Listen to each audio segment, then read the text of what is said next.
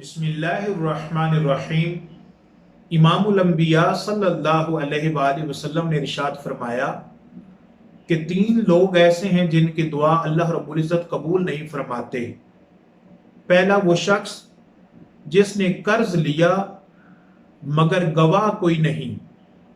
दूसरा वो शख्स कि जो अपने घर के माहौल से ऐसा बेखबर है कि बीवी बद अखलाक है मगर ना वो बीवी को समझाता है ना उसे तलाक देता है, और इससे बढ़कर क्या बद अखलाकी होगी कि वो नमाज नहीं पढ़ती।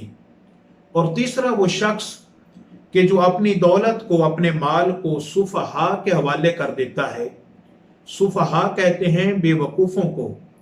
कोई शख्स अपनी दौलत को अपनी बीवी के हवाले करता है और कहता है कि तुम कारोबार करो। आका अलैहिस्सलाम ने फरमाया कि यह क़यामत की निशानी है कि मर्द अपनी बीवी को कारोबार में शामिल करे और उसे बाजार की जीनत बनाए। मर्द का काम है हलाल तरीके से रोजी कमाना और बीवी का काम है उसके बच्चों की अच्छी और नेक तरबियत करना। अल्लाह रब्बुल इज़्ज़त के हबीब ने बीवी को घर की मलका करार दिया है। औरत का काम यह है कि पर्दे में रहकर अपने बच्चों की अच्छी तरबियत करे। जब उसका खामद घर आए तो बच्चों को देखकर उसकी आंखें ठंडी हो जाएं। अल्लाह रब्बुल इज़्ज़त हमें अमल की तौफीक अता फरमाए। वस्सलामु अलैकुम व रहमतुल्लाहि व बरकातुहू।